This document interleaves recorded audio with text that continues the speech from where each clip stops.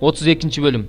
Rubeyndин уулдары менен Гаттын уулдарынын малы өтө көп эле. Алар Жазер жеринде да, Гилат жеринде да малга ылайыктуу жерлер бар экенин көрүштү. Анан Гаттын уулдары менен Рубейндин уулдары Муса менен ыйык кызмат кылуучу Элазарга жана жамааттын төрөлөрүнө келип мындай деп айтышты: Атарот, Дибон, Жазер, Нимра, Кешпон, Элалей, Сыбам, Небо жана Быйон жерлерин Теңир Исраил жамаатынын алдында кыйратып салган. Бул жерлер малдын жайытына ылайыктуу жерлер. Кулдарыңдын болсо малы көп. Эгерде биз сенин алдыңда ырайым тапкан болсок, бул жерлерди өз кулдарыңдын карамагына бер. Бизди Иордан суусунан нар өткөрбө.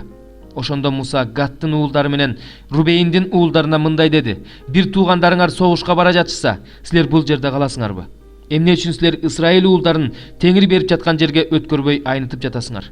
Мен силердин ата-бабаларыңарды жерди көрүп келиш үчүн Кадей Барнеиден жөнөткөндө алар да ушундай кылышкан. Алар Эшкол өрөөнүнө чейин барып, ошол жерди көрүп келишкенден кийин Теңир берип жаткан жерге Исраил уулдары барбаш үчүн аларды айнытышкан. Ошол күнү Теңирдин каары кайнап мындай деп ант берген: Мисирден чыккан бул элдин 20 жана андан жогорку жаштагылары мен Ибрайымга, Исхакка, Жакыпка берем деп убада кылган жерди көрүшпөйт. Себеби алар мага баш ийбей коюшту.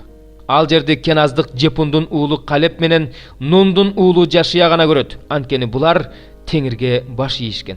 Исраилга Теңирдин каары кайнап, аларды чөлдө 40 жыл алып жүрдү.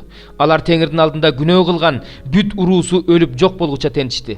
Мына азыр да силер күнөөкөрлөрдүн тукуму ата-бабаңарга окшоп көтөрүлүп чыгып, Исраилга Теңирдин каарын дагы кайнаттыңар.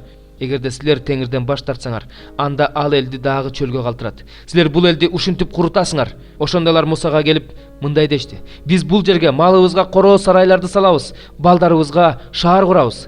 Өзүбүз болсо биринчи болуп куралданып алып, Исраил уулдарын өз жерине жеткирмейинче алардын алдында барабыз. Ал жердин тургундары балдарыбызга коркунуч туудурбаш үчүн аларды чептүү шаарларда калтырабыз.